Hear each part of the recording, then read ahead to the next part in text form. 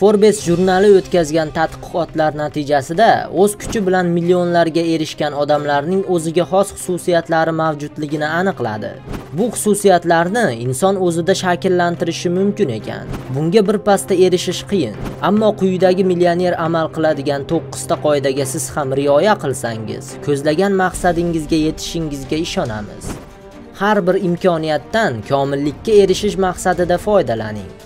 Kechqurun divanda yotib serial tomosha qilish o'rniga har bir daqiqangizdan unumli foydalaning. Ertalab yangiliklarni o'qing. Zamonaviy trendlardan boxabar bo'ling. Kunduzi esa shaxsiy biznesingizni rivojlantirish uchun tinimsiz mehnat qiling. Kechki payt faoliyatingizga tegishli adabiyotlarni o'qing. Yutuq va kamchiliklaringizni tahlil qiling. Asosiysi bir joyda to'xtab qolmang. Har qanday imkoniyatdan unumli foydalaning.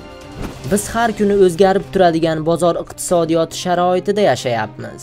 Agar vaqtni xayol surish bilan o'tkazadigan bo'lsangiz, imkoniyatni qo'ldan boy berasiz.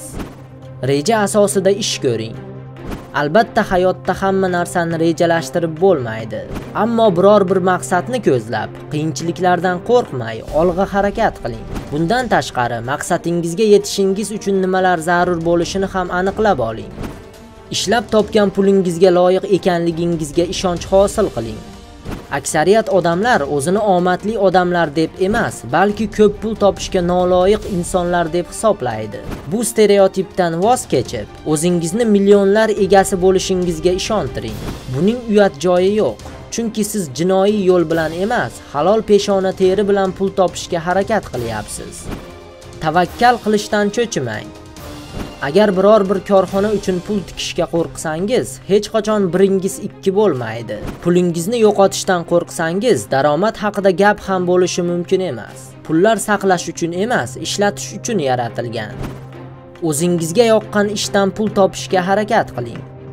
Bu oson bo'lmasa-da, ammo uni amalga oshirishning imkoni bor. Agar o'z kasbingizni, ishingizni sevadigan bo'lsangiz, birov uchun emas, o'zingiz uchun ishlaysiz.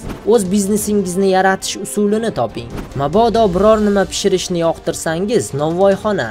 Agar savdo-sotiqni xush ko'rsangiz, do'kon oching. Orzuga ayb yo'q, faqat uni hayotga tatbiq etsangiz kifoya. Hammaslak toping.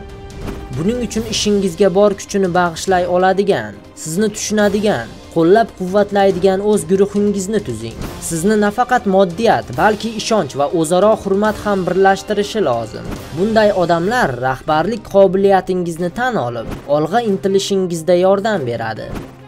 Noldan boshlashdan qo'rqmang.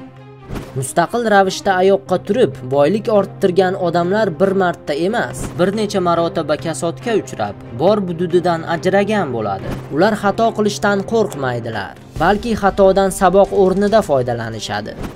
Millioner bo'lishingizga ishoning. Agar zavodda oddiy ishchi bo'lib ishlagan odam ishini yo'qotsa, yana xuddi shunday maoshli ish topishga harakat qiladi. Mabodo tadbirkor inqirozga uchrasa, u qayta oyoqqa turib daromadini tiklaydi. Har birimiz o'zimizni qancha pul topishga loyiq deb hisoblasak, shuncha pul topamiz. Kambag'alchasiga fikrlashdan voz keching. Millioner bo'lish qo'limdan keladi deb o'zingizni ishontiring.